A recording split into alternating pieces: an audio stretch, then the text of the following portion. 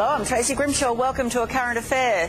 First tonight, a serious security breach by one of our big banks. It involves the highly confidential details of companies and private individuals being dumped in the street.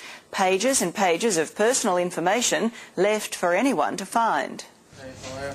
G'day, how you going? Andrew Cost from A Current Affair. I just wanted to have a chat to your manager about the way in which the bank's disposing of people's personal documents. If it was my bank and I came into possession of these documents, I'd be very angry. Customer service, it ain't. One of our country's big four banks tossing away the privileged and private details of its clients, and anyone can get their hands on them. How many more of your customers are going to cop the same thing as this? I can't comment, honestly. More than 60 detailed pages of highly confidential customer information ranging from home loan applications to bank client lists and internal documents were handed to A Current Affair after a shocked ACA viewer found them outside this Commonwealth Bank. It was a customer of the bank who discovered these private documents when he went to put some rubbish in the bins out the back of his local branch. They were sitting there on the top of the pile in plain view. Easy pickings for him, even easier pickings for an identity thief.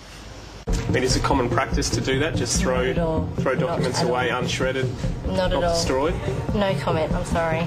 As a customer, does that make you worry? Yes, it does a little bit.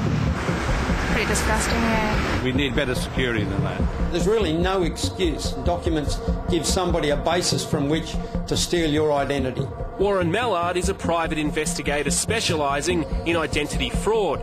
He says some of the documents found contain up to 90 points of identification. For somebody that is half smart, half savvy, to be able to take this information and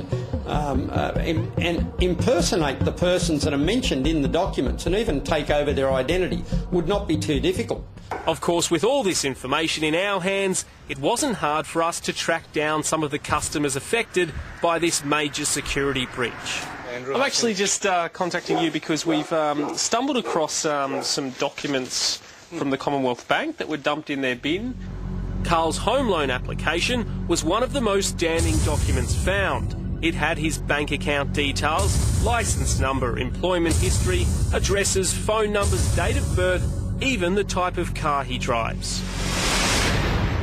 There's a whole bunch of information they've thrown out unbeknownst to... So they didn't shred it, anything, just dump it? Yeah, no, not shredded. Someone pick it up? Just dumped it, someone's picked it up. Luckily not an identity thief. That's right. The amount of stuff that can be done with this information is quite frightening, really, isn't it?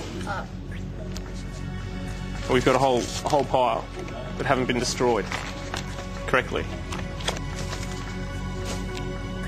For a bank that earns billions of dollars a year in profit, a $10, $15 paper shredder can't be used. I'm sorry, I can't comment. Belinda runs a pet supplies store. When we brought the company's documents to her, she was understandably shocked. No, that's not good at all, is it? We had her confidential business statements, along with many of the account numbers and financial information of her family members. I think they'd be pretty irate. Something will be done, for sure. Something will be said. I know for a fact that our families have been with these business, with the Commonwealth all our lives. In a statement to A Current Affair, the Commonwealth Bank admitted the mistake was unacceptable, saying stringent guidelines regarding the destruction of confidential information has not been adhered to, and the bank is conducting a thorough investigation into how this occurred. Most of the documents we returned to those concerned. With the remainder, well, we did what the bank should have done in the first place. We don't know how many documents there were and whether or not others have been discovered and taken away already. The bank's investigation has so far revealed the documents were placed in the wrong bin by a staff member, and the branch has also told its staff they must follow the correct procedures when documents are destroyed.